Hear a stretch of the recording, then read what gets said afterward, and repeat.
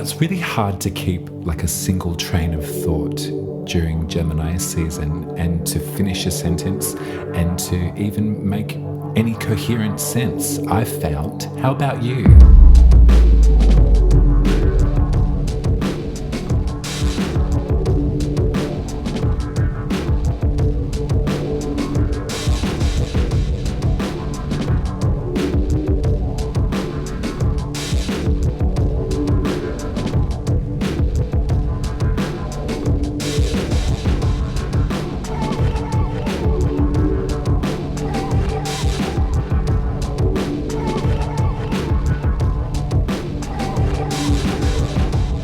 Welcome to this reading, everyone. If you're new here, my name is Uma, and I give group astrology and tarot card readings for each of the zodiac signs, all 12 of them, every new and full moon.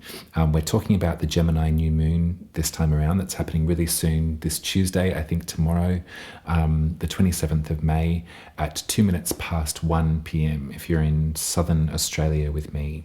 So this is going to be a dark night, no moon in the sky, but really good for setting your intentions and putting them down on paper, about looking at your birth chart, seeing where Gemini is, and then hoping for the future. And I think that hope for the future is really imperative right now. I would love to instill some hope for the future in you, if I at all can, with what I can see in the galaxy and in the tarot cards. Gemini is a beautiful sign. It is also an incredibly difficult sign in terms of getting a straight answer, because there's multiple answers in Gemini and there's multiple sides and faces and facets to Gemini.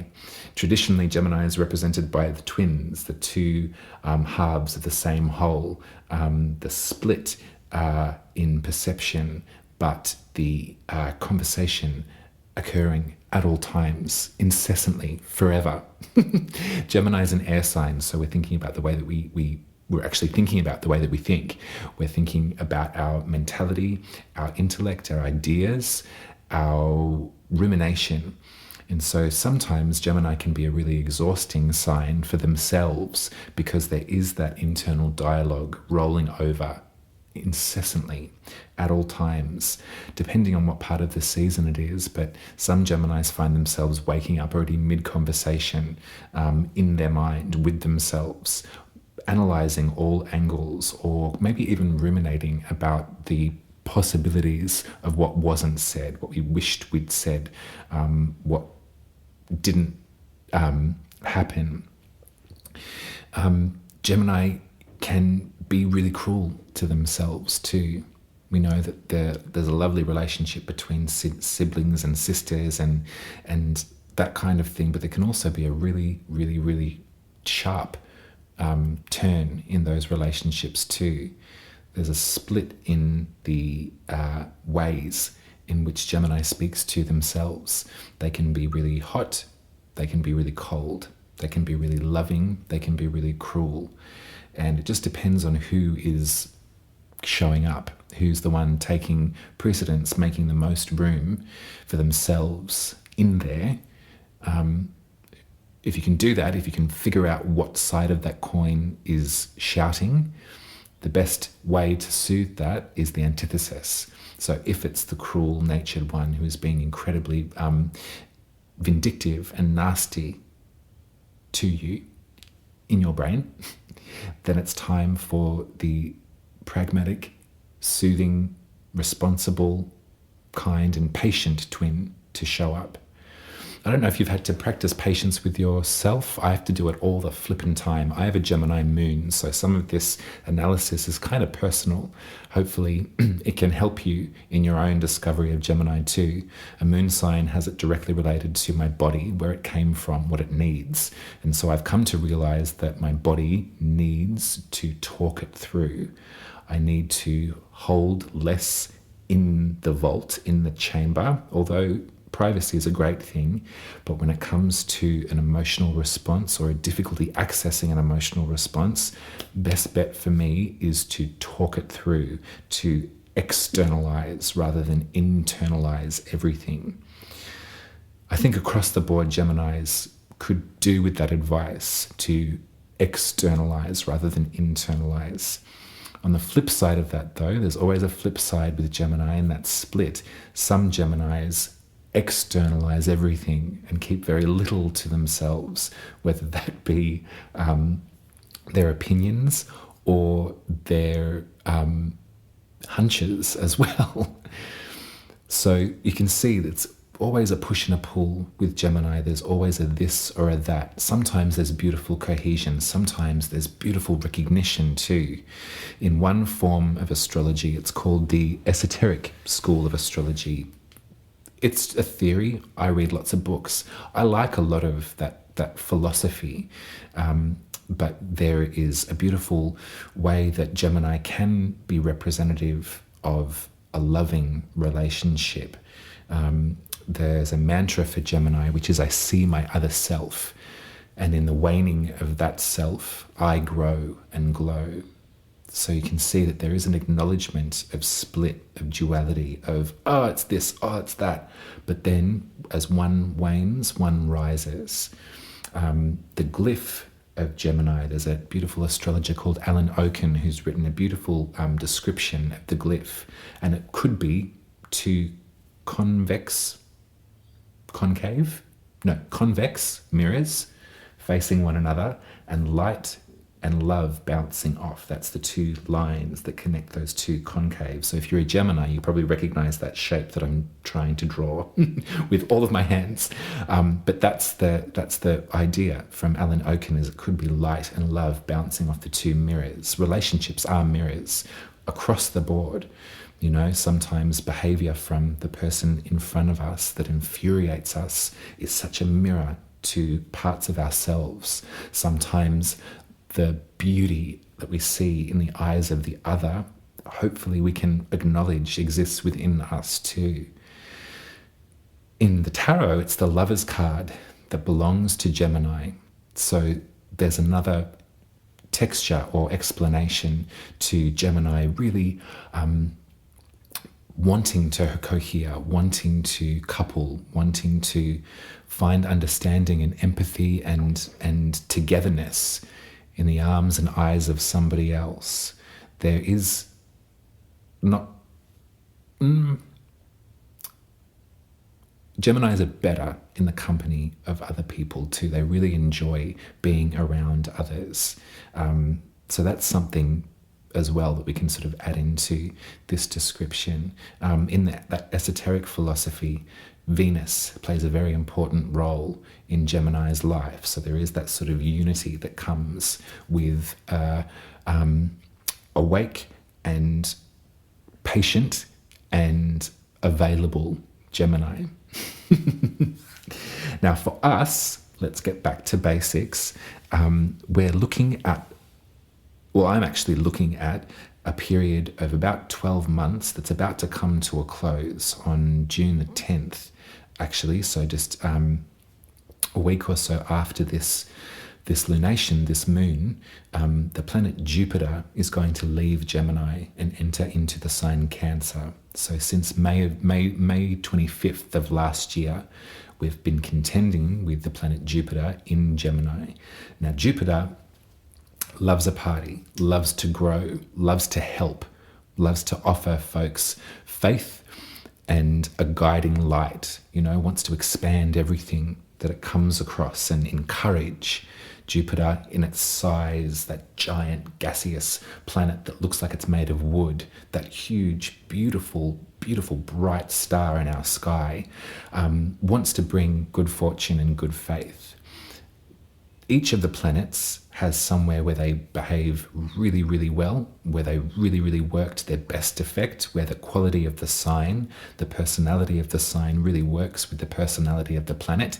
And then there are other places on the zodiac where that just is not the case. They're too far away from home. This is happening with Jupiter in Gemini. So Jupiter is much better in Sagittarius, much better in Pisces, loving those two places. But opposite to Sagittarius, Jupiter in Gemini can't work to its best effect. So I don't know about you, but I've been feeling quite sort of exhausted by this Jupiter in Gemini effect. I think just quite literally all of the the fucking glut of artificial intelligence that has just swamped all of our devices, updating every 15 minutes with new offerings, or all of the applications that we need to get by in our work lives. Now with all of these artificial intelligence helpers being like, can I help? It's just like, no, actually, no. I mean, there's one called Gemini as just an example of Jupiter in Gemini, but it's this sort of like growth, but in areas that is just really, really unnecessary and really kind of hindering this sort of emphasis on telecommunications and communication software being just annoying and kind of giving everyone the shits a bit. I think also probably one thing to mention too is just the sheer amount of resources that all of these technologies take. The amount of water that it takes to run an artificial intelligence program is just obscene. Or you can read about it, but it's just see that sort of growth and expansion, but in a way that's just really, really unnecessary. The good news is that Jupiter will leave Gemini and enter into Cancer, as I said, on June the 10th of this year, so in the lead up to the next full moon in Sagittarius, which will be really great for us because as there's a full moon in Sagittarius, that will be led by Jupiter, and Jupiter will be in the sign Cancer, where they do really well. They have a lovely time in Cancer, and hopefully we're going to feel an expansion or an exacerbation around the topics of care and comfort and nourishing. That's going to be really lovely, and we can look forward to that. But I just wanted to sort of mention that part about Gemini, because you don't have to have placements in Gemini to sort of feel this kind of overwhelm. I think is a really good way to describe it. There's just too much information, there's too much to keep a handle on, but there's also too much getting in the way of a clear answer. That's something that Jupiter in Gemini has been really, holding us up against the wall and sort of telling us shit that we just don't need to know, that's really irrelevant or that's incorrect, that's factually incorrect too. The other major sort of pivot or relay or change that's occurring actually happened yesterday. Or depending on when you're watching this, I'll give you the date. It happened on the 25th of May, Sunday. It happened on Sunday if you're in Australia. This was the planet Saturn leaving Pisces and moving into Aries. So Jupiter and Saturn are the traditional outer planets. So there is something of like a general consensus in the feeling of that shift. Different to Jupiter, Saturn, if you imagine Saturn and what it looks like, which is the planet with all of the rings, that sort of big barrier around it, the container ship, Saturn represents karma. It represents our obligation, and it represents just desserts in some fashion as well. It also can represent the old guard. The mythology around Jupiter and Saturn, or Kronos and Zeus, is that Zeus was the child of Kronos. Kronos was the emperor of the Titan gods, and rather than relinquish power to the next generation coming up underneath him, he ate all of his children and he swallowed them down. Jupiter was saved by his mother, and then when he came of age, he came back and slashed open Kronos' belly, and the children spewed forth. But isn't that just that image of like the old powers, the pre-existing power structures, the elders unwilling to relinquish their power and actually ingesting the next generation? There's something really juicy about that imagery, I think, for right now. Now, Saturn's been moving through Pisces for the last couple of years, about 2.5 years, and fairly neutral territory in Pisces insofar as Saturn can operate in Pisces. They're not in a place that makes them uncomfortable. However, Aries, where Saturn has just entered, is a place where they don't work to their best effect. Saturn is the planet that rules Capricorn and Aquarius and is really great in the sign Libra. So opposite Libra is Aries. So Saturn wanting to confine, wanting to contain, wanting to surround in the sign Aries, which wants to lead and wants to wriggle out of it and wants to be free. So this is just some of the energy that I'd like to sort of put on the table.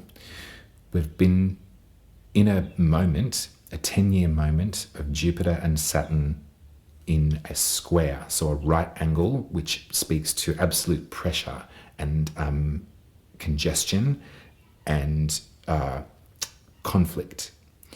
So August of last year in 2024 and December of last year 2024, there was a square, an exact square between Jupiter and Saturn, the old world and the new world, coming to a head.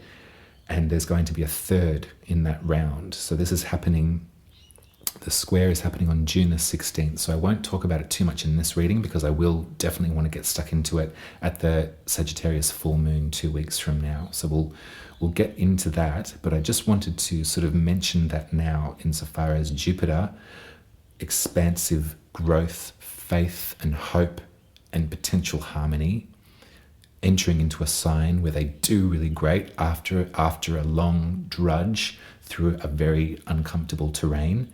And Saturn, a planet that can represent restriction, boundary, containership, old authority, entering into a sign where it is way out of its depth. That's just nice for me to think about.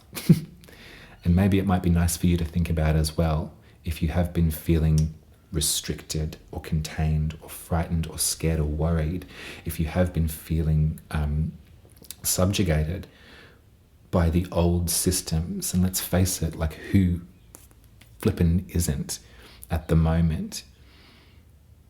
If you're a good person, you're a kind person, you can keep your chin up and we can do this together. We can absolutely register when it feels wrong.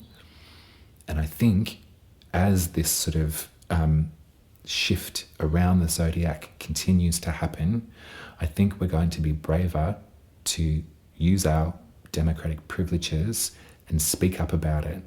I know I mentioned it last horoscope, but there was something about that election that happened here in Australia that really, really filled me with such relief.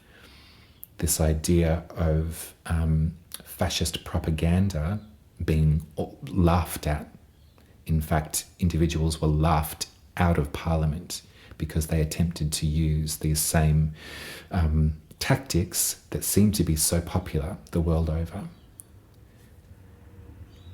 This astrology that we're living through is like no other in the last generations. A lot of astrologers will say that too. That's why I'm parroting it, because that's how I learn. But the configurations and the changes, the shifts that are coming up, life will, if it doesn't already, feel very, very, very different. And what we've got to do with that different feeling is play to our strengths and find new ones as well, I think. So these dominoes that I've just described falling, there will be one more to fall, which is the planet Uranus, which will be entering actually into Gemini from Taurus. That happens in July, so I won't labor that. But once that happens, all of the outer planets will have changed signs. So Pluto, Neptune, Uranus, Saturn and Jupiter all will have switched signs from the ones that we had become accustomed to. And in such quick succession, the rest of 2025, we're going to have a taste of this new feeling, this new world as it might be. And then a few of those planets will then, in their retrograde motion, move back into where they were. So there'll be a final lesson to have. But come 2026, come next year, this is what we've got to work with. So I want to keep your spidey senses, your feelings, your intuition open. I want you to trust yourself now more than you've ever trusted yourself before. I want you to sort of, maybe at this new moon, to harness that Gemini camaraderie. Think about Gemini as being not alone. You know, if you've got Gemini, you're never alone. There's always someone in there ragging on in some capacity. So think about that company, and maybe in that way, think about harnessing that sense of solidarity into your new moon wishes too. So I will go into describing where this new moon is taking place for each of you. I think that that's the astrology for now. I think, oh, actually one more thing, and it might look pretty humble. I don't know if you can even see that, but this is my little stone for Mercury. My niece Evie gave this to me 5 years ago. We were just walking in the park and she just picked it up and was like, that's for you. And I was like, you betcha, I'll take it. So now I use it for the planet Mercury. Evie's a Virgo, but Mercury also rules the sign Gemini too. So Mercury has just moved through a conjunction with Uranus, the rebel spirit, and is on the way to making a cazimi with the sun. So a Mercury cazimi is when the Mercury, much like a new moon, is baptized by fire, baptized by the sun, and sort of moves through the energy of the sun and is renewed in a sense. Any cazimi, any sort of conjunction with the sun, is seen as a really, really good omen. And this new moon is actually led by Mercury because it's happening in Gemini. Gemini's ruled by Mercury. So I would like for us all to wish and dream and hope at this new moon, and then also look for the results showing up, look for the intel, the extra information that can help these wishes and dreams move forward on the 30th. So only a couple of days after this new moon, there will be that cazimi. It feels like there's a lot of information that I've just given. That's in the spirit of Gemini, that's in the spirit of Mercury, that's in the spirit of just talking freaking too much. We love that. I reckon I'm going to get some tarot. Now I've chosen a different deck this time.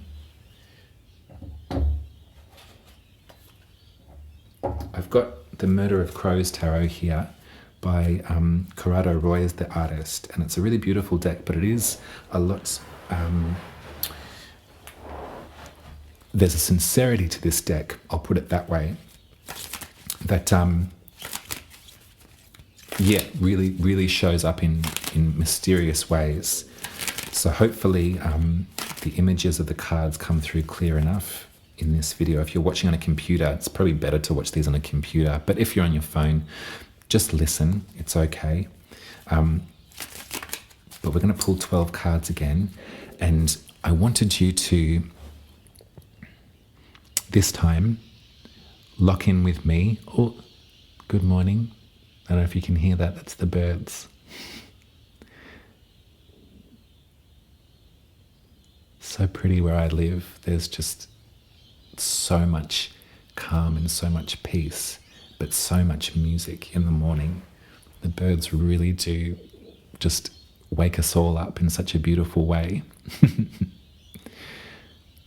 Let's go with that image.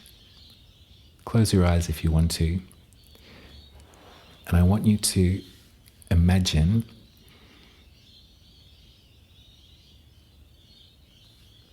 that the sun hasn't risen just yet. It's about to, though.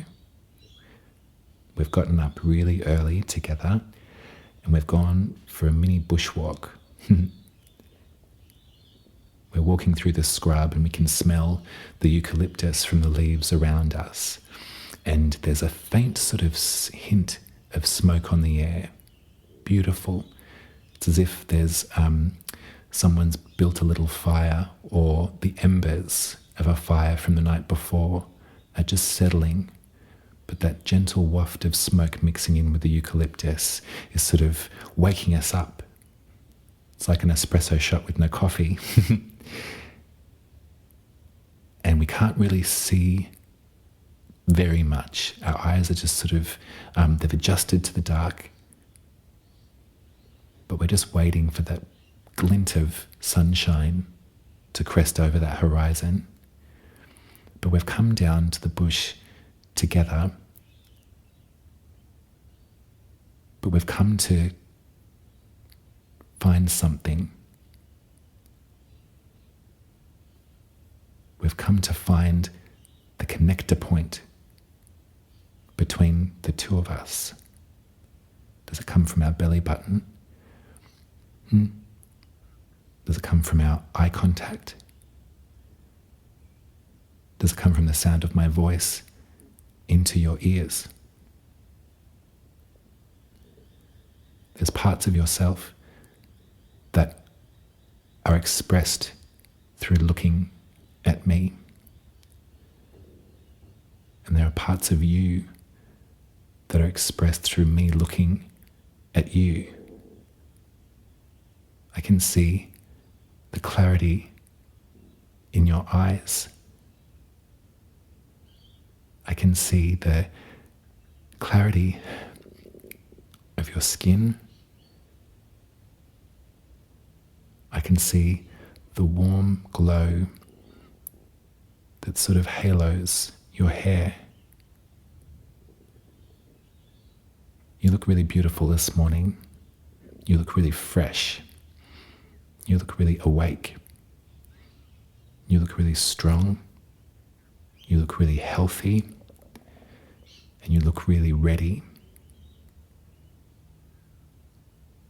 I'm really glad to be here with you in the bush, with the birds, waiting for the sun to come up. Now, while we wait, I've got my tarot. So I'm going to pull 12 cards. I'm going to pull one card for each of the signs.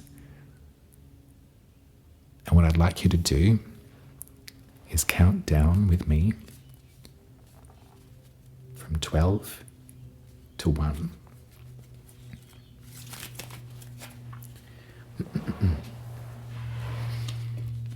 12, 11, 10, 9, 8, 7, 6, 5, 4, 3, 2, 1.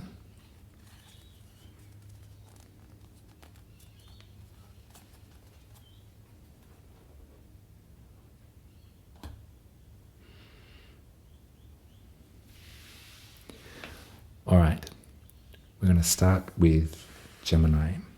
And as I said last time, as I'll say always, this is probably a bit rude in this. I'll cross my legs this way. I just realized what I was doing. As I said in the last readings, and as always, you're welcome to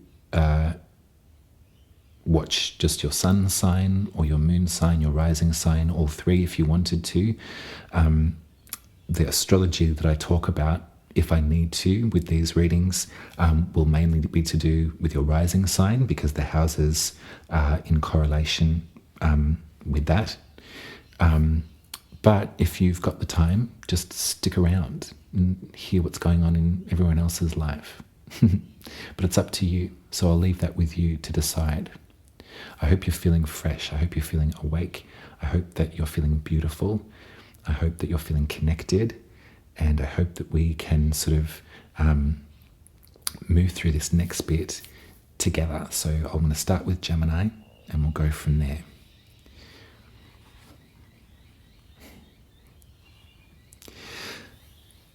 So Gemini, this is all happening in your first house if you're a Gemini rising. So this feeling of over-zealousness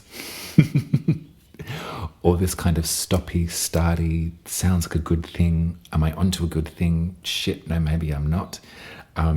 This is all wrapped up with your contribution, what you're, here to do. There may have been some really great things that happened for you over the last 12 months, and there probably, I hazard a guess, would think there was a lot of red herrings as well. So I'd like for you at this new moon to sort of take stock and to sort of think about what stuck and what didn't. Now, as far as the sort of entree of Saturn into Aries, we might look at your 11th house for that. So there's something, I think that there's something quite nice about bringing in the energy of Saturn into that place as well, because we do know that we've actually, at the moment, we've got Venus and Ceres and Neptune and Chiron in there too. So Neptune arrived last month. So Neptune bringing with it possibility and bringing with it a sort of seduction, but also I think that there might be nice to sort of have a container in there too in some way, just so you let the right ones in. But I think that you will, because the tarot has given us the Three of Cups. And so collabs are afoot, Gem. So whatever it is that you were thinking about meeting the right people, or hoping, sort of like dreaming about the right people, the right collaborators. Collaborators is a funny word. I mean, I think that every relationship is some sort of collaboration, but the 11th house does speak to sort of like good cheer. It speaks to your people. It also speaks to your humanitarian spirit too. It's something greater than yourself. So the Three of Cups is always about a loving, heartfelt connection between three. You know, there's a lot of fun can happen with three, the power of three sisters, you know. It's a great little trifecta there. So what I want for you, Gemini, is to go with the flow as best you can and try and find that sort of clarity with Mercury on the 30th as well. Bring that, let that information, or let that intelligence in. If you have like 4 people that you can count on, that you can rely on, then you're rich in friendship as far as I'm concerned. I've gone through different phases in my life. I've known so many people. I've had such an opportunity to enjoy the company and to enjoy very sincere, deep relationships with a great many people. And part of that experience also brings with a little bit of grief, because relationships do end and people do change and we do evolve and the tide does turn. But I think for you right now in this moment, I can see it.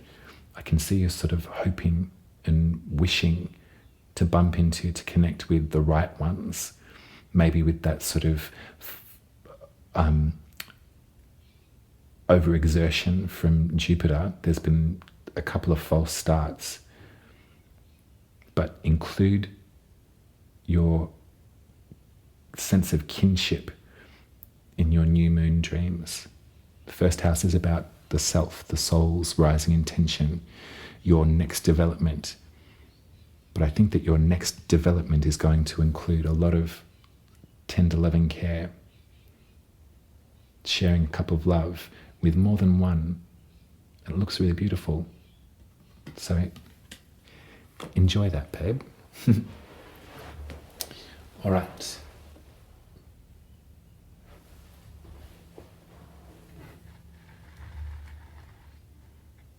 So Cancer.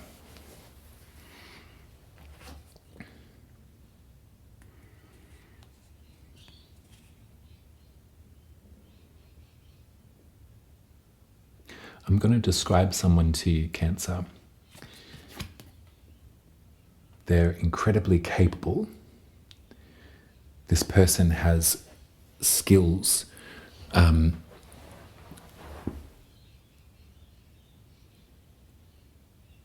a way that makes you kind of feel like, how on earth do they do that? Like, they just seem so accomplished.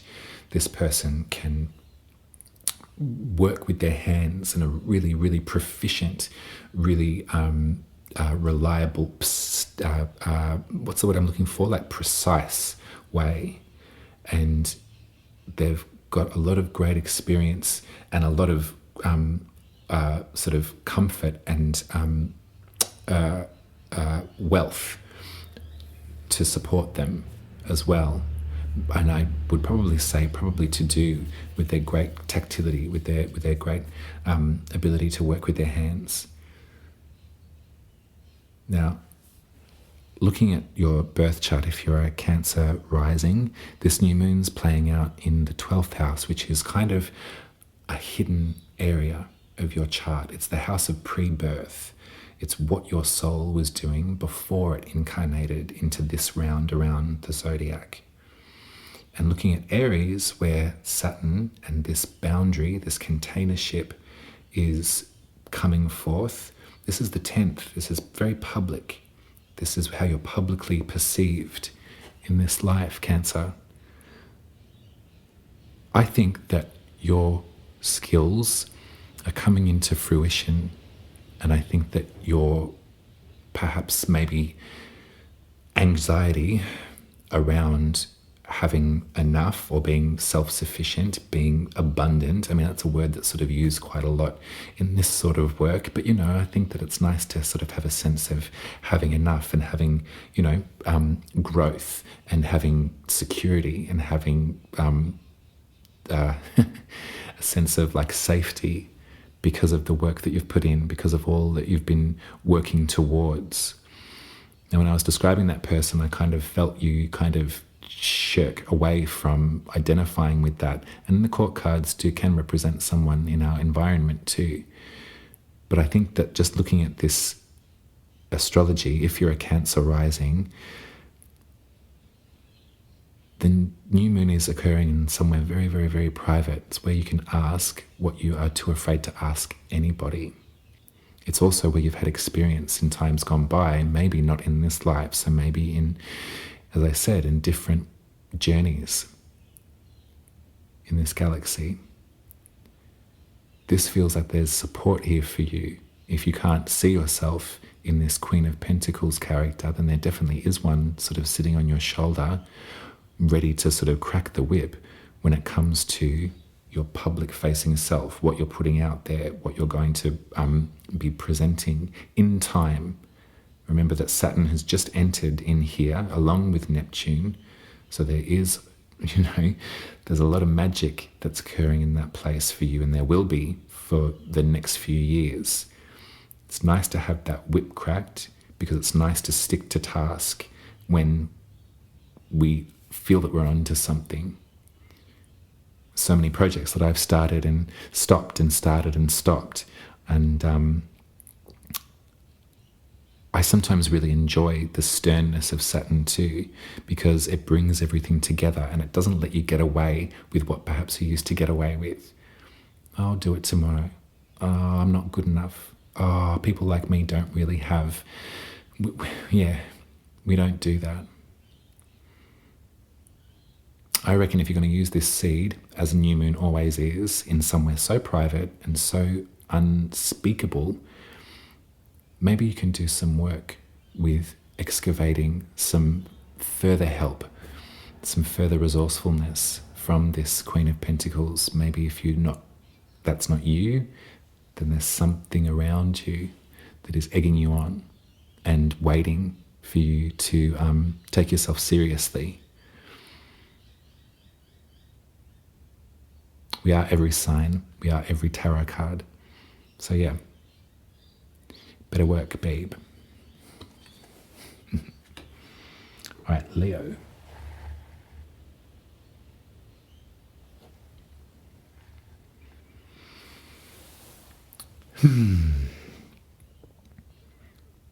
So for you, if you're a Leo rising, Gemini is the 11th house. So this is your sense of your humanitarian spirit, your place in the group, your idea of where the human race is going and what will become of us all.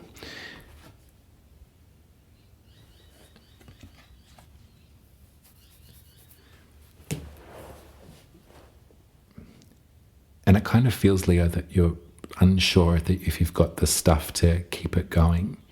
It kind of feels like you're not really in a place where you can feel that sort of growth, but there's a willingness that I want you to sort of harness too. I think that a Leo really loves the 11th house. A Leo kind of depends on their 11th house. There's nothing so lone wolf about a Leo. Remember, a Leo travels in a pride. They move around in groups.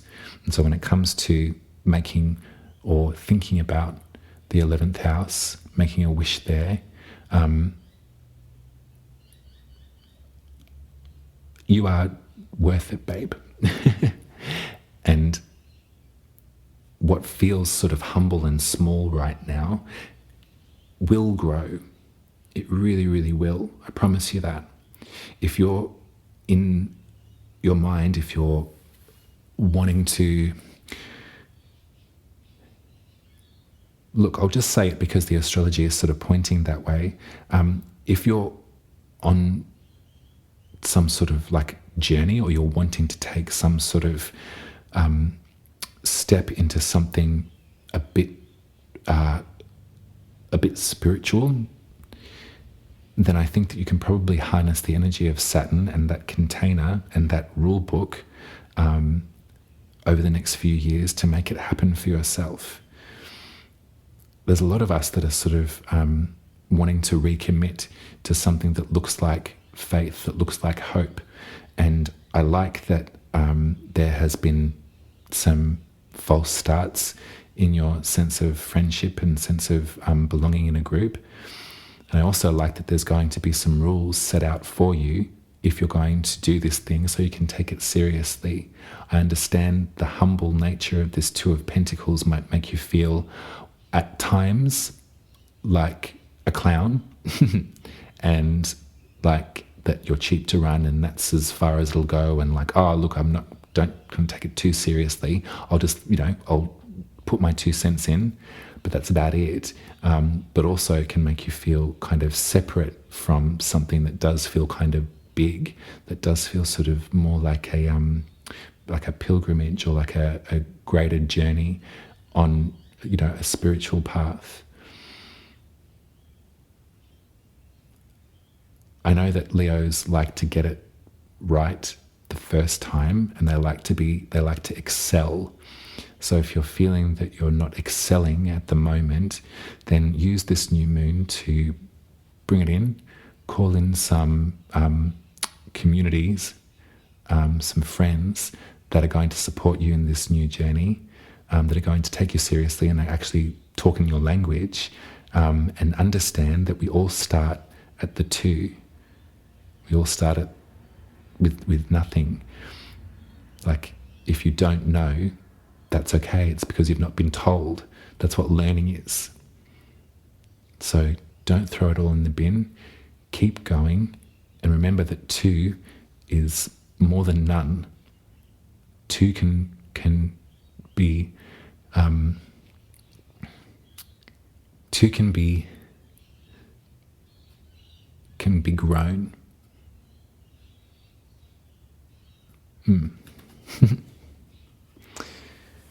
Okay. So Virgo.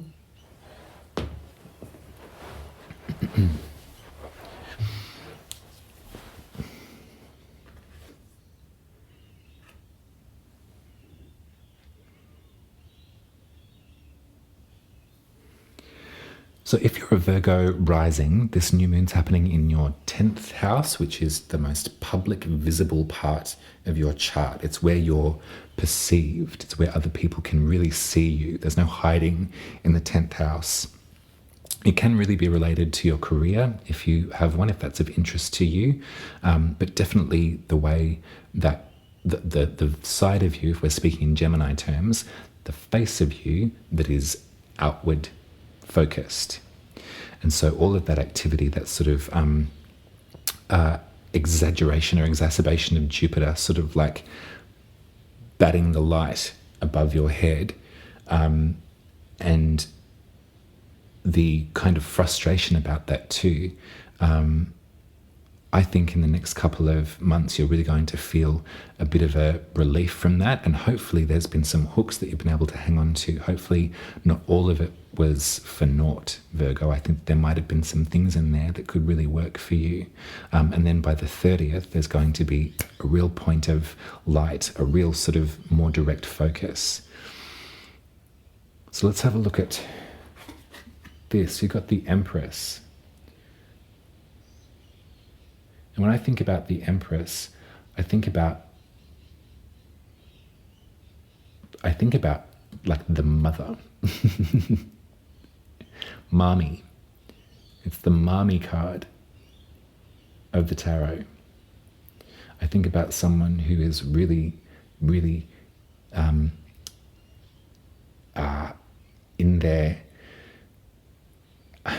in their element in the way that they nurture and the way that they feed and the way that they grow, the way that they tend to life around them, the way that they are in charge of their brood. And I see someone that should be really proud of themselves for all that they're achieving. Now, you don't have to be the mother of a child. You don't have to be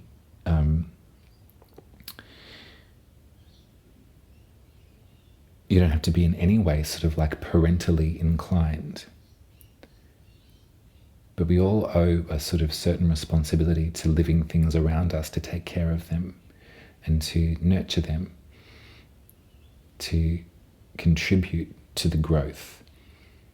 I think that's one of the major talking points right now, and it's growing more and more and more as we trundle along. But I think that if we're going to take from this life, we really need to give back too, and it's about figuring out the best strategies and the best ways to feed back what we've been receiving from the world around us. I really want you to take this moment, this new moon, to be proud of yourself for what you've achieved so far in terms of nurturing and loving and caring and growing and encouraging. And I'd like for you to think about where you'd like to move into the future in these ways. What can the Empress teach you? Have you spent much time with the Empress lately? Have you, sat down for a meal with her? Have you listened and swapped stories? I want you to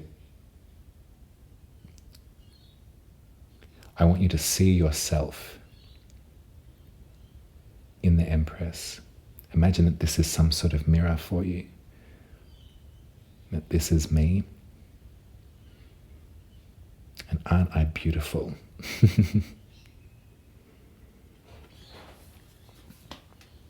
Thanks, Virgo.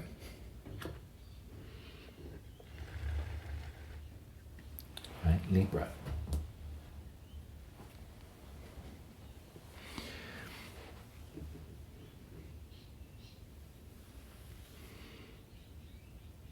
So if you're a Libra rising, then Gemini is the 9th house, which is in Hellenistic astrology called the house of God.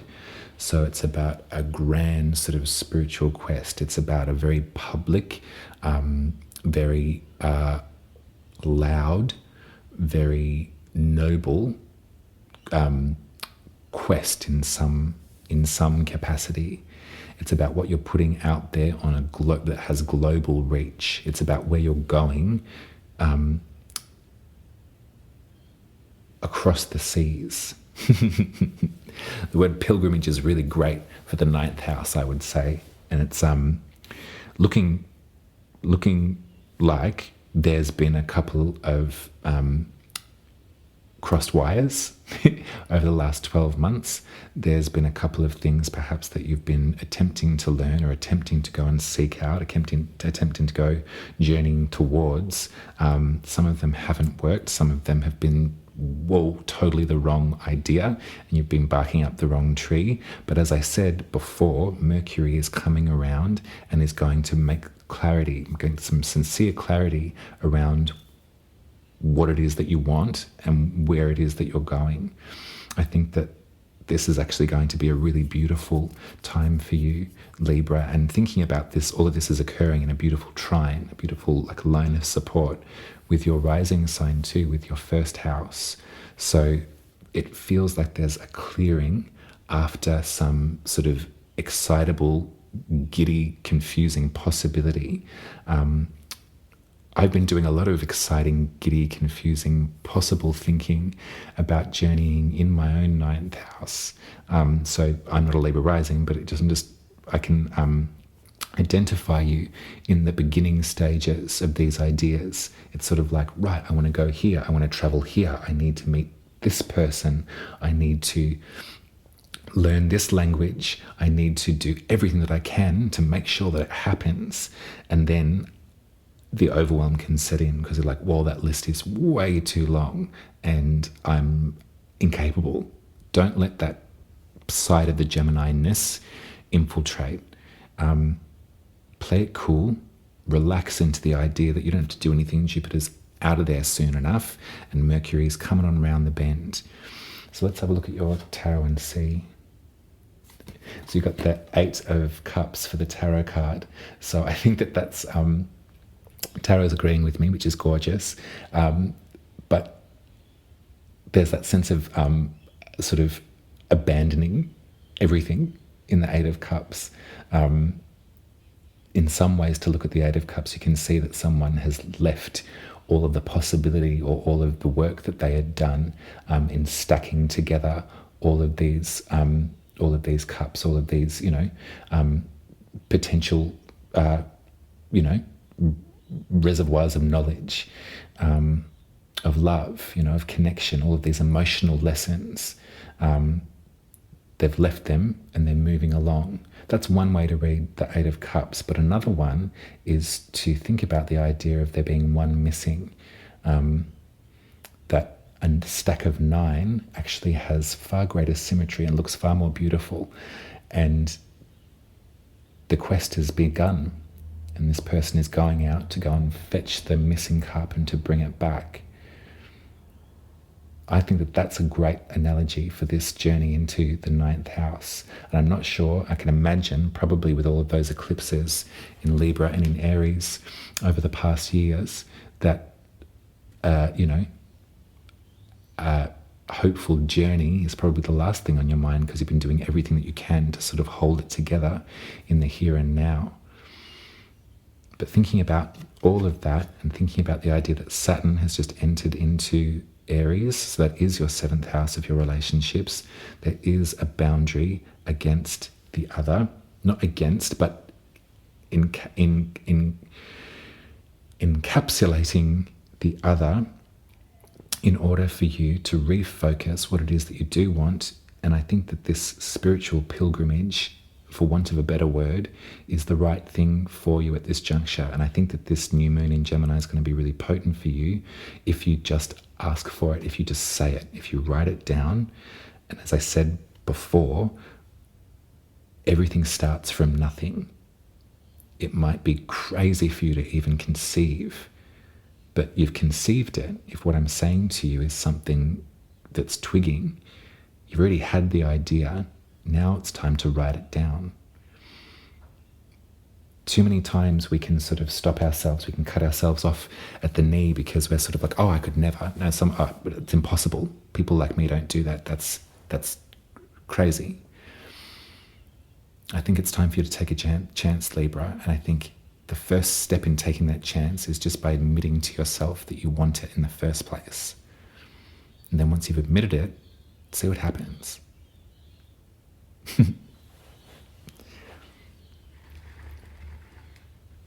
All right.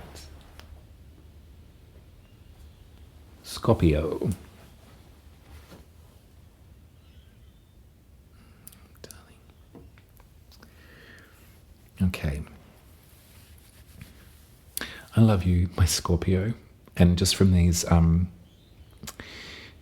readings that I can recall over the last month or so, there's a real depth to what cards have been coming out for you and what parts of the chart have been hit in these last few moons. So for you, if you're a Scorpio rising, Gemini is the 8th house, which is where we learn the profundity of grief.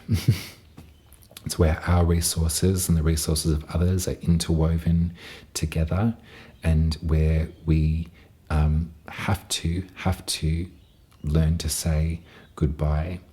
It's where folks invest in us and we invest in others. This Jupiter moment seems to be sort of highlighting and wearing out this part of your chart. And the tarot that you got is the Five of Cups. And so this is definitely the card of grief. This is definitely the card where we wear our black and where we take the time that we need to grieve, where we don't need to do anything but feel the emotion. But God, we've got to feel it. It's a busy life, babe, you know. We're all working around the clock. Go, go, go. Got to get it done. But grief doesn't go anywhere if you ignore it or if you try and run away from it. It just sort of waits. And it can sit there, often in the pit of the stomach is where it will sort of languish. And then, over time of being ignored, it'll eventually erupt and shoot out in all manner of different ways. It always has to go. It has to move. I've been having a really experience in my own body of aches and pains from my sort of root chakra, if you like, from the base of my spine, all the way up my spine, into my shoulders, into my neck, and into a headache, and then it was released. And through that physical reaction, I realized all of the different colors and textures of my own grief over the past 6 months that I hadn't said hello to yet. I'd done a lot of intellectualizing my grief and thinking and all of that, but the feelings were just waiting. And there's many, many of them. So at this moon, in this dark night, with the journey that we've been on over the last month or so, it is going to get better, honey. I promise you that. Life goes on. The weather changes. But what it feels like right now is that this period of the zodiac, this time, is time for you to really allow yourself that grief. Wear your black, cry, let it go. On that topic of grief, I sometimes talk to people that are no longer in my life, that are no longer here. And in some ways I've found that my relationship with them has really improved. There's such a finite death is such a finite expression. But life goes on, and you can actually interact with those that have left. If you need closure, if you need company, if you need contact, even just by writing to them, it's such a powerful way to improve upon that relationship, if that's what you need. It's confusing, grief too. All the different feelings come up all at the same time. And sometimes they're in real loggerheads, you know, quite Gemini, this or that, black and white. Maybe at this new moon, you might remind yourself to, Scorpio, not to be so black and white in your thinking. Oh, I'm over it. Move on. Done with. It's okay. If we come back to it, that means that there was more to feel, there was more to say. You won't be stuck there forever. But be the tender twin. If the mean one is the one taking precedence, being like, you loser, get over it, you know that it's the responsibility of the kind and patient twin to step up. Don't be cruel to yourself.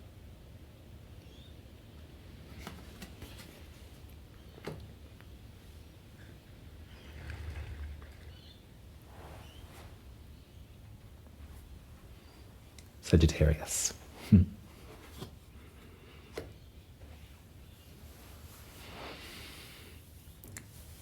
So, Sagittarius, this new moon is playing out in your 7th house, which is across the way.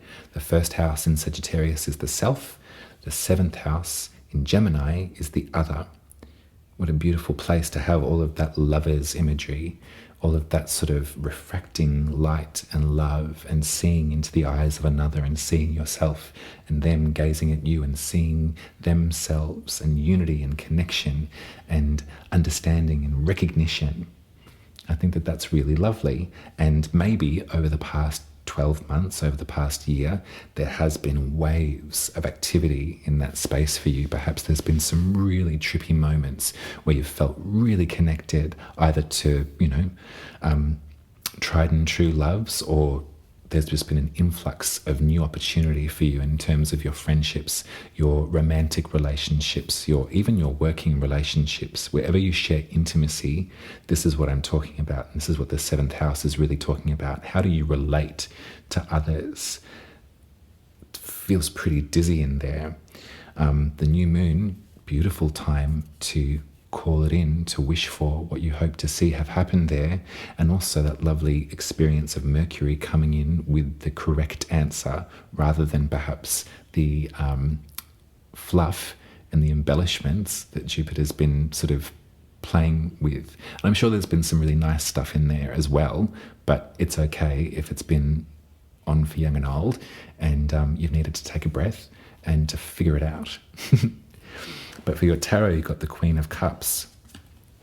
And I think that that's a really beautiful sign that the next round or the next journey for you in love, in friendship, in company is going to be based in real emotional literacy and real emotional care.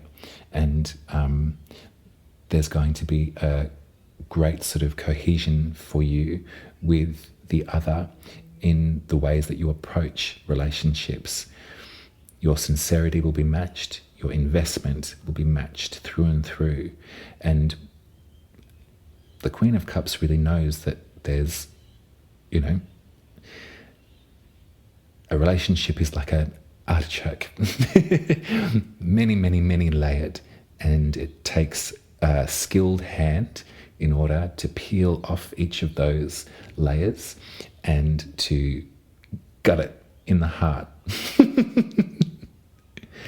So hopefully this is what you want. Hopefully you're looking for some sincere connective fibers between your networks. Maybe you've been feeling kind of a little bit exhausted because there's been, I definitely know the feeling of when there's a lot of talk or there's a lot of words. And that's what Gemini is really good at too, talk and words. But if there's no feeling, then it can just be a bit sort of like uninteresting, a bit lame. Sort of like, yeah, fine. Oof, whatever. This next round, from moon to moon, if you like, is going to be clarifying for you. But it's also, I'm going to maybe talk about this bit just a little bit. If you're a Sagittarius rising, it's also going to be really like nothing you've quite experienced before. Because remember, from July, Uranus enters the picture. And so whatever was existing is going to be flipped, is going to be rebelled against and revolutionized. So if you're used to loving in a certain way or used to relating in a certain way, used to having to be a certain way in relationships, in friendships, in, professionally or otherwise, then I reckon that there's going to be some real room for you to change it up, to shake it up, and to go from the gut, work from your vibe. Jupiter is on the way to Cancer, and as a Sagittarius, you really need Jupiter. You need that sort of propeller. And so to have a sort of propeller that's sort of sputtering a little bit may have been a bit frustrating for you. Frustrating 12 months when it comes to connection. So let's look forward to it. And I reckon, be bold and write it down. Like, pretend that it's already happened and just behave as if it's already occurred. You deserve it, babe. You're so worth it. And I love you. And the Queen of Cups loves you. And no crap from now on. Okay? All right. Capricorn.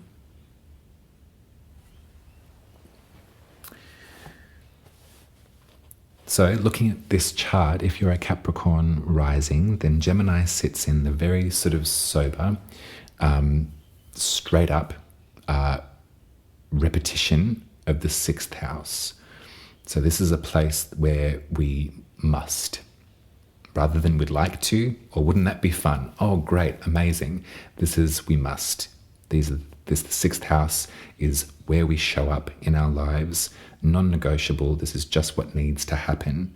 I've heard it called the house of service too, which is a nice way of thinking about the 6th house and thinking about your Capricorn self. All of this probably sounds really gorgeous to you. You're like, yeah, great, love that. Repetition, practice, showing up, service, being reliable. Awesome, let's get it done. So let's work with that definition, but also Capricorn, think about how you're, let's confine it to service, your position, the services that you offer. Think about how they've really sort of grown over the last 12 months. And at some points, it's felt like, the wheels are coming off a little bit. Think about the ways that you maybe thought that you didn't have the stuff to sort of get it over the line because things were happening at too quick a pace. That's what I can kind of see, like a bit of a cyclone of Jupiter through Gemini over the last year. That's what I can kind of feel. And it's sort of like if we're thinking about this, 6th house of work and service, it feels a little bit untethered and feels not in the way that you would much prefer to have it. All of that stuff that I was saying about Saturn too has probably got you a bit weirded out because you love Saturn, you love a guide book and the rules and the container. And so for Saturn to be in a place where it's not doing very well might have you spooked a little bit. But I don't think we need to concern ourselves too much with that. We'll talk about it more in the next horoscope, but Aries for you is the 4th house, which is your home, your root structure, the 4 walls that you create to maintain privacy and sanctity. So I think that a container there actually might be really great. There might be something of a bit more of a barrier in your private life that needs to be instilled in order to deal with all of this new growth and clarity that's coming to you in your work, in your 6th house, where service is rendered. So everything that sort of was swept up with Jupiter in there is also going to be sort of revolutionized and rebelled against too with Uranus. So when it comes to work and that kind of thing, when it comes to that sort of structure, like there's going to be more of the same, I reckon, bigger, crazier. And so you're going to be asked, there'll be more asked of you, I'd say, Capricorn rising, and so therefore the home will need that sort of boundary and that privacy really, really set in place. So let's have a look at the tarot that you got. So I got the 4 of Pentacles for you. So if you're a Capricorn rising, that's a pretty solid image. When I think of the 4 of Pentacles, I see someone that is sort of like battening down their hatches. Sometimes it can be read as someone who's sort of like a bit of a not spendthrift. I always think spendthrift means the opposite of what it means. What I mean is someone who's a bit stingy. The 4 of Pentacles can be a bit rigid, and they're sort of hanging on to everything that they do have with their back turned to, the joys of life because they're sort of counting their pennies. That's one way to read the 4 of Pentacles. But I also see the 4 of Pentacles as someone who is like earning a buck. And like, I respect that. And they're really putting away their security for future. you know, a lot of skills that I don't have. And I'm a Capricorn sun too, so this card is very personal to me. One of the skills that I don't have is that of growth and putting away for a rainy day, as it were. I think that this, for you, is really, it's a great little emblem of almost like a warning, though, that things are going to get busier, things are going to continue to grow, and everything that felt out of control the last year is only going to get bigger, but I think it's going to be sturdier with Jupiter leaving Gemini. So you're going to need to batten down the hatches and make sure that you are really resting and relaxing and feeding yourself at home, that your home is a place where you can unfurl, that does feel soft and yours and welcoming, so you can be all guns blazing out there, active in the workspace. Whatever it is that you're serving up is the hot ticket in town right now. People want more of it, babes, so make sure that you've got enough in the storeroom to give.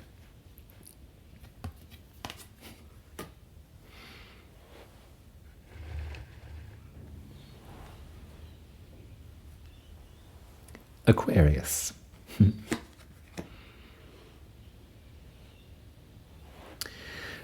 So if you're an Aquarius rising, Gemini is the sign that rules your 5th house, which is where we express ourselves. It's where we make love. It's where we have access to the pleasurable parts of life that have no particular consequence. We do it because we're enjoying ourselves and we love it. And what I see for you is that there's been sort of a swelling and a receding, and a swelling and a receding in that part of your life for about a year now. That when it comes to pleasure pursuits, when it comes to sort of chasing creativity, when it comes to expressing yourself in all the many different ways that one might express themselves, it's been a bit of a whirlwind, and there has been some incredible growth that you've experienced. There has been sort of maybe a feeling of instability too that's been sort of difficult to trust at times. I really like the inspiration that I can sense from this astrology, and I also do know the trip that it can take you on sometimes when being so inspired. And that could be inspired by the touch of another, it could be inspired by the paintbrush, it could be inspired by the pen, sometimes we get carried away, we get taken away from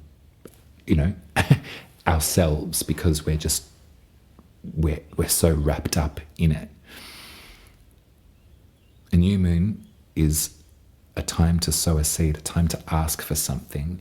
So if you think about your 5th house, if you think about your pleasure zone, Aquarius rising, if you think about your access to pleasure, a good time, to creating, to expressing yourself, think about all of that and ask for it if you don't have it.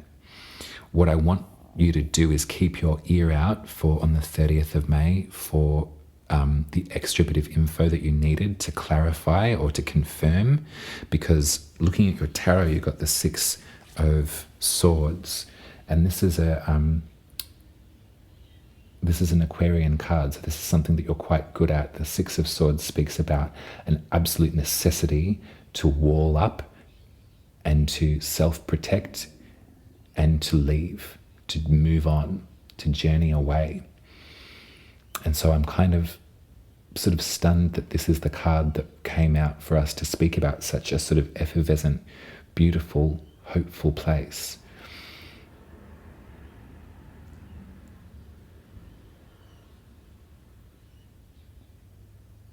It's hard for an Aquarius sometimes to view the world and to experience the world separate to their mind. To feel into something is a little bit more difficult for an Aquarius to ascertain, to get a handle on, because they are so cerebral, they are so focused in their brain, they are so intelligent. This is an absolute act of rationality. The Six of Swords comes to us when we need rationality in our lives, when we need to boundary, and we need to escape is the wrong word, but we need to move on. So what I want for you, Aquarius, is to really think about what your mind is telling you and what your body is telling you. Sometimes the body can be moved or compelled to act because the mind has a chokehold over it. Sometimes our mind is trying to protect us from danger because we've been there before, and we find ourselves sort of locked because it smells like, looks like, reminds us of times gone by. There's a great book called The Body Keeps the Score, which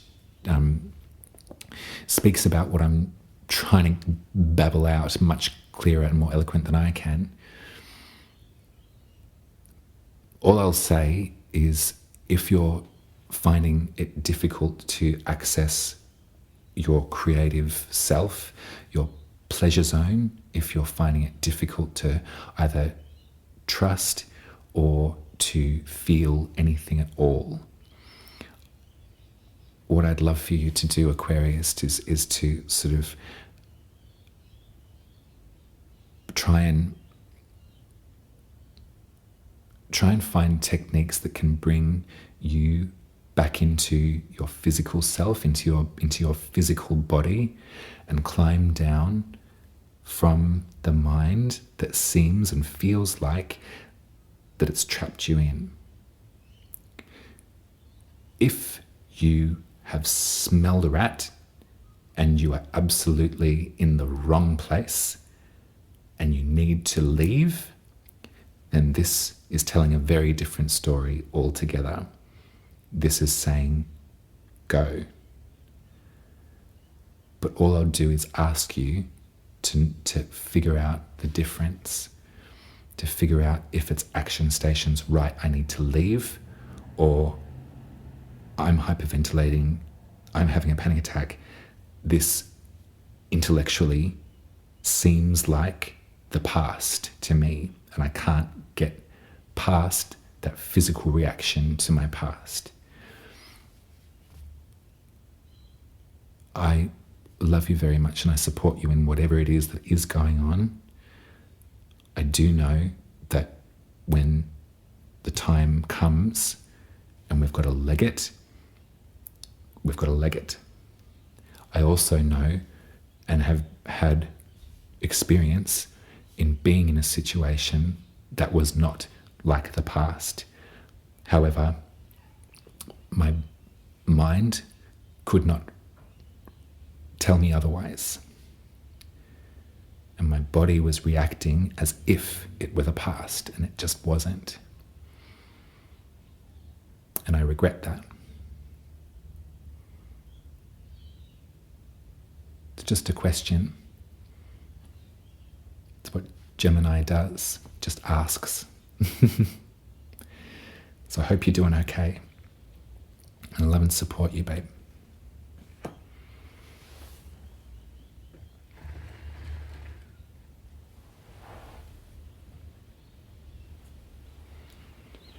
All right, Pisces. If you're a Pisces rising, then Gemini is the sign that rules your 4th house on your birth chart, which is your home, your roots, your stability, your privacy. It's a really, really important part of the chart to keep you regulated. Now, as a Pisces rising, your home is probably a very important place to you. It's probably somewhere that you really enjoy retreating back to because of the availability that you have energetically with other people, and then perhaps sometimes the overwhelm of being so available. It's always nice to have somewhere to retreat back to. Now, over the past 12 months, there's been a lot of ideas, or a lot of like stops and starts for you. There's been a lot of like harebrained schemes maybe that have sort of cropped up. It's sort of been like, oh, this is my home, that's my home, this is what this is where I want to be. And that's frustrating, but it's okay, and it's also on the way out, because thinking about this shift of Jupiter into Cancer, into a sign that does nurture and does want to love and protect, that's when we can see Jupiter doing some really good work. Now, because you're a Pisces rising, Jupiter is very important to you and your astrology. So to have Jupiter not being able to access its usual good faith and good cheer consistently over the past 12 months must have been really frustrating, and also kind of destabilizing, because it's all happening in the root system, the base of your chart. If you've been feeling sort of untethered, or not really knowing where to go or where you're going, I empathize with you, and I really apologize that that's been the case. And hopefully just by describing it to you in this way, you can look forward to something that does feel a bit more like arms wide open, a bit more receptive, and a bit more something with a bit more possibility as well. You know, roots that keep on being pulled out, you know, like things take time, roots take time to sort of really settle in. And shit, you know, like the life of a renter, right? It sucks, you know, constantly sort of having to move here and there and everywhere, and with everything sort of costing more than it ever has before. I could only imagine the sort of frustration. So practically, this new moon, we're going to write it down, we're going to fantasize, we're going to ask for our dream home. I think that'll be a really nice exercise for you, Pisces, particularly if you've been feeling just really, untethered lately. Let's have a look at the tarot and see. So you got Temperance. And this is a really good sort of visual description of our friends Sagittarius, but it does remind me of the alchemy of water and fire. So water being our emotional ecosystem, the Pisces like gold star, best at top of the class, and fire being our passion and our magic, our Sagittarian self, if you like, our Aries, our Leo. I love the fire signs because they are so driven and they are so convinced too. They really do believe. I think that that's just a lovely thing about all fire signs. Apart from, the self-assuredness and the sort of directness and the sort of, that sort of dazzling qualities of a fire sign, there's something about them that they really do believe. They believe in themselves, they believe in magic, they believe in the possibility. And Pisces, you also do believe in magic, and you also do feel so much. And I imagine that you're almost waterlogged emotionally right now. And so this is probably why you got Temperance, because this card teaches us that we're not to douse out one or the other. We're not to boil the water or put out the fire. We need to actually harness our magical skills to have both work in tandem if we want to achieve this goal. I want you to feel in touch with your emotions and around safety and around home. They're very gentle and private ones, very tender spots when it comes to a stable home. Not many of us have had one. You'll find that you'll have that in common with a lot of people. But if we can mix that emotional vulnerability, and you'll want to be emotionally vulnerable at home, mix it with a bit of magic too, and a bit of belief.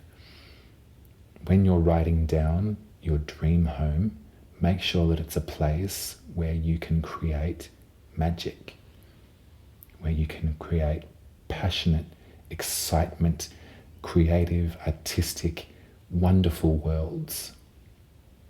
Ask for somebody that you can live with that is going to encourage that in you as well. I think that fire and water signs can sometimes be at odds, but I really think when alchemized, like the Temperance card, like the Temperance Angel, they're one of the most valuable, fascinating, beautiful displays of loving relationship that I've ever seen. Think about that mirror of Gemini and the fire and the water. It's a beautiful image.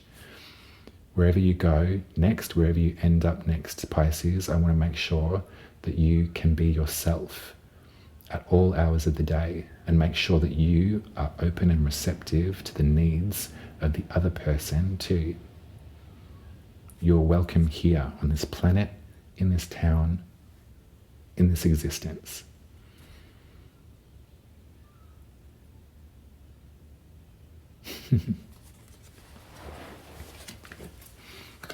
All right.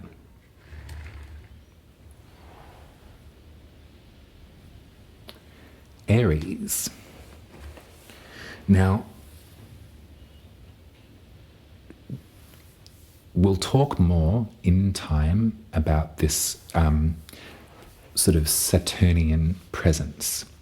So this is the first time in 30 years that Saturn is in Aries. So depending on how old you are, you may have been there before.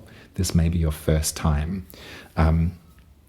What I can say personally, from my own experience, is having Saturn journey through the first house, it's almost like a Saturn return. A Saturn return is when Saturn meets up with your Saturn on your birth chart again. But when Saturn travels through the first house, it kind of feels like that, but like a sort of different version. You really have to accept the consequences of what you have decided upon. You have to accept the consequences of your calling, your essence, who you are. You have to accept those consequences humbly and with gratitude. And it can sometimes be pretty boring.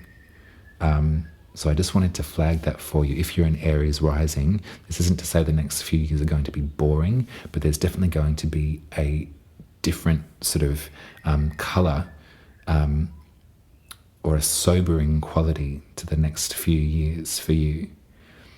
You're going to be recommitting to your Aries-ness. You're going to be recommitting to being the fire starter, the one with the matchbook, the one that wants to get things going. But you're leveling up in that way too. You're leveling up, when I think of Aries, into some form of leadership. That's what Aries wants to be, head first. I am. Let's do it. I am the one. So with Saturn here, and also, I've got the seashell here to represent Neptune. This is a long, long story, but we're going to be talking about this quite often over the next few years, Aries. That sort of dance between delusion and responsibility. I can only say that because as a Pisces rising, I've just experienced that very sincerely. The face-off between delusion and responsibility. But let's look at Gemini. So for you, Gemini is the third house, which in the Hellenistic tradition was called the house of the goddess. It's the place that you can relate to through your neighborhood, through the streets on which you live, through local conversations, local interactions, through private worship, private ritual, in opposition to the house of God, which is a grand spiritual gesture and pilgrimage and great lunge forth and years of study. The third house and the house of the goddess is just as spiritual and just as fertile, but in very different ways, in very private ways, and also in ways that are shared with language rather than the written word. I think about rituals that sort of grow over time in the third house too. So a new moon here is really beautiful. The moon actually loves it in the third house. So I think this is your kind of invite to get a little bit witchy, if that's your style, and to gather with a small group of local, friends, and share with one another what you hope for the rest of the year, what you hope for when you hear about these terms of like the new, there's a lot of people talking about like the new world, not in this sort of work, just on the news. Like, it seems to be growing in speed, and it is changing, and it's changing in a way that feels really rapid. So what this new moon is probably a really great invitation is to converse with those in your village and swap stories. How do you what's your spell for emotional regulation? What's your spell for protection? All of these different things can really, really help us in the third house. If you are looking for your neighborhood, if that's something that's been a little bit difficult for you to find, I'm just thinking of Jupiter moving through that third house too. So there may have been great sort of inklings of like, oh, I belong here, or these are my people, or this is incredible. But then you may have been really wrong, or there may have been, great opportunity, but then it didn't quite work out too. That's going to ease with Jupiter moving into Cancer, and on the 30th of May there is going to be a crystallization of where it is indeed you do belong. So keep your ears open if you're in Aries rising, that's specifically to the third house. But so you got the Judgment card for your tarot.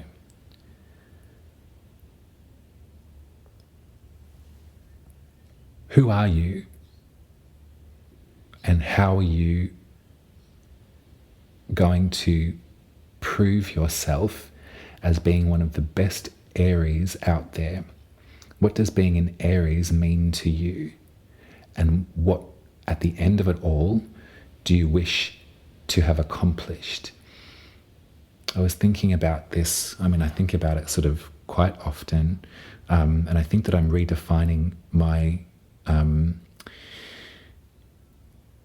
understanding of like legacy. Everyone sort of wants to leave something behind in some way, or at least I thought that people do. But as I get older, and as I get more deeper into this sort of work, and as I've been sort of in direct experience with loss and with saying goodbye to others that I love very dearly, I've been thinking about, I think it was a conversation I was having with someone that I love very, very much, and we're talking about diaries and what to do with them on death. And I was saying it might be really good to have it in the will, just to have like a burning ritual, just sort of like to burn the writings, because we do want to leave something behind. But then again, I think something is changing in me. I'm going to get back to you, but let me just hear me out. Legacy and leaving something behind for the next generation, not being forgotten, all of these things are, thoughts that I've grappled with over my life. But as I move through, I'm less concerned with that. I'm more concerned with what my contribution is doing now. And maybe as an Aries rising, you can identify with that now, this newness. The Judgment card is sort of at the end of it all, when it's all chalked up. What will the last audience, what will the first audience with the heavens and the last audience with earth look like? At the end of it all, what will you say about life? That's kind of all the big feelings, and it's a complex card. And I haven't gotten to the bottom of it yet, but I think that that's what life is for. So quite simply, at this new moon, and with the very fresh presence of Saturn in Aries, I want you to ask yourself, what does an Aries need, and what does an Aries give in this life? How can I be my proudest Aries self moving forward? And what rules am I going to stick to in order to make that happen? If you've been longing for a neighborhood, then make sure you write that down in your diary too. Think about where it is that you want to live and act as if it's already happened. And finally, Taurus. So Taurus, Gemini is your second house, which is your money, your coin, your values. And I think that probably your values is like the major sort of definition that I've really been working with as something that really helps me to understand the importance of the second house. In the Hellenistic tradition, it was called the gates of Hades because it's the one underneath the, it's on the way down to the bottom of the chart. And I think that that's really funny, that relationship between Hades, the underworld, and material wealth. Money is the root of all evil. Also, Hades, Pluto, lords over or rules everything that's hidden beneath the Earth's crust. Precious metals, jewels, all of the riches of the Earth. At a new moon in Gemini, for you Taurus, a practical way to think about it would be like, right, okay, so what is my financial plan? Where has Jupiter been sort of leading me up the garden path as far as investments, as far as wealth, stability, as far as growth? And what can I hope to have happen? What can I hope to hear from Mercury on the 30th of May that will give me some sort of clearer understanding of this part of my world? But let's get you the tarot.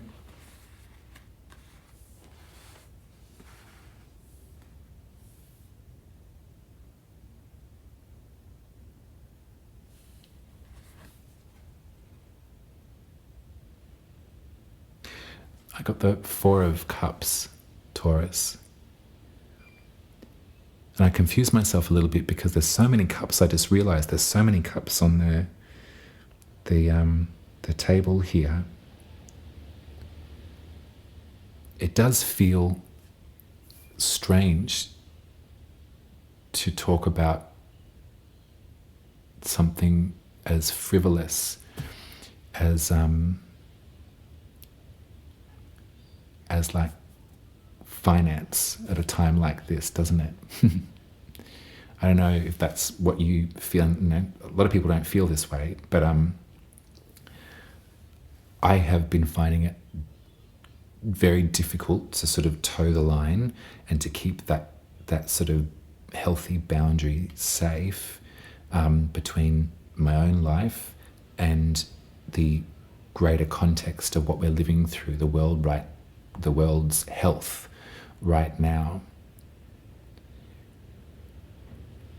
It's been such a strange, often heartbreaking, often lonely time to exist right now. And that's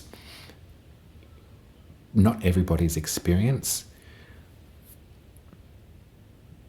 But you got the Four of Cups, which is representative of a moment where we sort of put our hand up to outside influence because it's imperative that we center and we commit to this moment where we practice a mindfulness technique to bring us back to earth, but where we also aren't available so much to the world around us.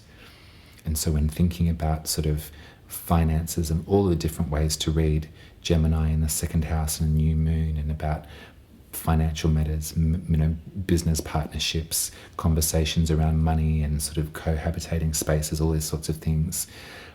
I think it's because I'm a broke ass bitch and I always have been. Cheap to run, don't you worry about it, off the smell of an oily rag. Money, have always had enough money to get by, to get on with my steez. in this current moment, just to see how much money has destroyed people's lives and how it is continually the crux or the pain point for so many people, and how it's tearing lives apart, and how it's the driving force for war.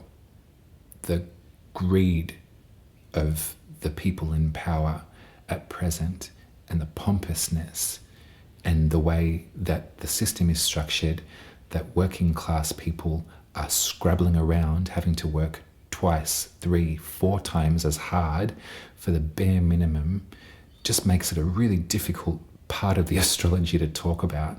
I'm sorry, Taurus rising, if that's not what you're experiencing. You want further advice, like see it, believe it, achieve it, babe. Like write down your, financial wish list. But let's just, like the 4 of Cups, let's just take this moment to really stand separate from it and be like, you know what? Money means fucking shit. And it's so destructive. And I hate that this is the structure that I have to live under, and that this structure that I do live under has put so many people that I care and love about through such strife and such agony and such pain. I'm so sick of money leading to destruction. I'm so sick of growth at all costs being the guiding light for humanity right now, because that's not how I see it. Things have to stop. We need to get back to our roots. We need to get back to the way that feels regenerative and in respect, in alignment with the planet that we're on. Because we're not only killing each other, we're killing our life force. Out of all of the billions of stars in the galaxy, the whole place, it seems from our perception that we're the only ecosystem that can foster life as we know it. And look at what we're doing with it. That's the Gemini part of me coming out to play. I apologize, Taurus rising, but I think that, knowing all of my Taurus babes that commit to watching me, I think that we can sort of make space for a little bit of that honesty and a little bit of make room for that, just that moment. I've got faith in the future. I've got faith and I've got hope. It's been hard to grapple, hard to hang on to, slips out of your hands every now and again, but I've got it and I'm not letting it go. The astrology for the remainder of the year is going to be tense and fraught, and the world around us seems to be just as tense and fraught. But I want us to hold on to hope. And I'm going to continue doing this work for as long as you want me.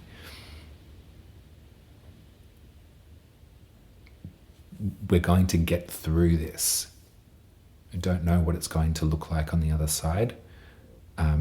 We're in the middle of it now, but we will get through this, and there will be happier days, and there will be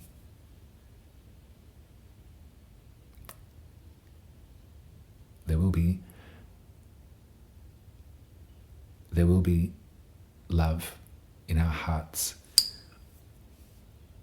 again. So, on that incredibly light and breezy note, that's the astrology and the tarot for the new moon in Gemini, everyone. Thank you very much for being here with me. If you're new here, it tends to be pretty emo, I won't lie. It's never, like I was going to say, that was a bit, it's in my style. So if you like it, great. If you want love and light, then I'll catch you around.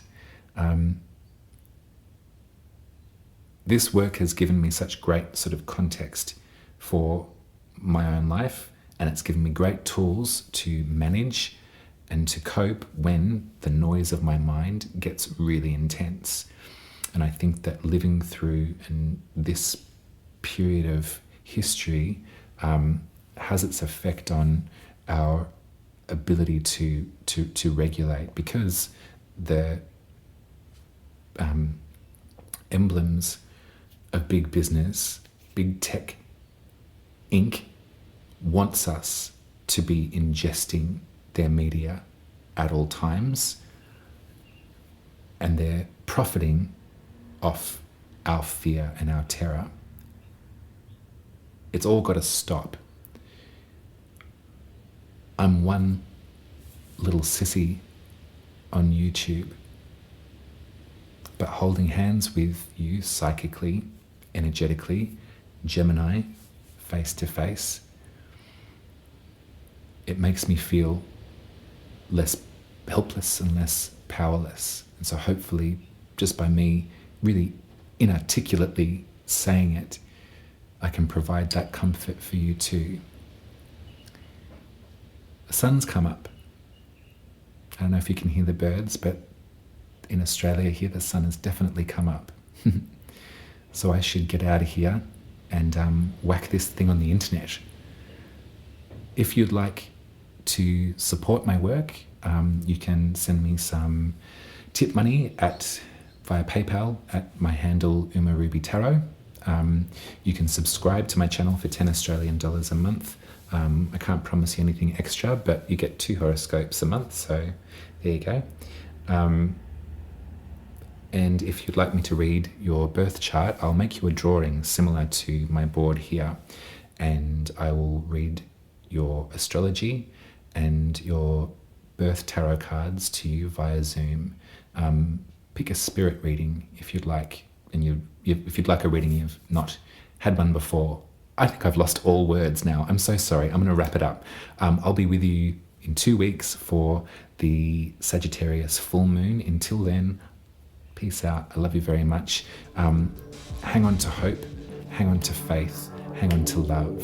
I am, to the best of my might, with 2 hands, an open heart, a strong back, and a great haircut. Bye. I love you. See you soon. Bye.